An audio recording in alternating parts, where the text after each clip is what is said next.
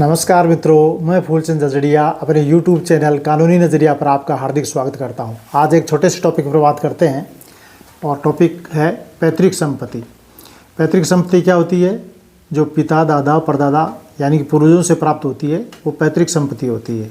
दूसरी कौन सी होती है? दूसरी स्वार्जित संपत्ति होती है, जो स्वयं के द्वारा अर्जित की हुई हो।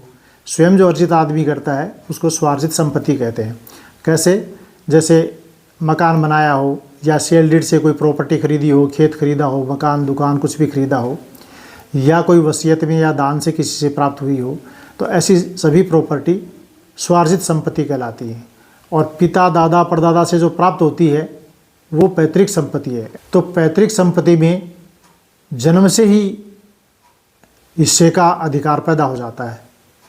और स्वार्जित संपत्ति में जन्म से हिस्से का अधिकार पैदा नहीं होता। जैसे एक बच्चा पैदा हुआ तो उसके पिता ने जो स्वयं ने जो अपनी मेहनत से मकान बनाया है या कोई ज़मीन खरीदी है या दुकान खरीदी है, तो उसमें उस बच्चे का जन्म लेते ही उसका अधिकार पैदा नहीं हो गया। उस बच्चे के जन्म लेने के पश्चात भी उस पिता को अपने स्वयं के द्वारा अर्जित की हुई संपूर्ण संपत्ति को किसी को भी दान देने, वसीयत करने या बेचने का अधिकार है। और उसमें उसका पुत्र कुछ भी रोक टोक नहीं कर सकता, कानूनन कोई उसमें अड़चन पैदा नहीं कर सकता। तो ये स्वार्जित संपत्ति की बात हुई। और पैतृक संपत्ति वो है जो दादा, परदादा और पिता से प्राप्त होती है, पूर्वजों से प्राप्त होती है, और उसमें बच्चे का जन्म से ही हक प्राप्त हो जाता है। तो जैसे पिता का उस पैतृक संपत्ति में अंश है, वैसे पुत्र का भी अंश है, पुत्री का भी अंश है, सबका समान रूप से अंश है। तो पुत्र का या पुत्री का जन्म से ही उस पैतृक संपत्ति में हिस्सा जो है अधिकार पैदा हो गया, और उस अधिकार से उनको वंचित नहीं किया जा सकता। अब पिता यदि उस पैतृक संपत्ति में किसी को वसीयत करना चाहते हैं या बेचना चाहते हैं तो वो अपने अंश की सीमा तक ही कर सकते हैं। अपने पुत्रों का अंश या पुत्रियों का अंश उनको सबको बेच करके, ऐसा नहीं कि उनको सड़क पर भिखारी की तरह छोड़ दिया कि मैं तो बेच दी सबकी संपत्ति, ऐसा नहीं कर सकते।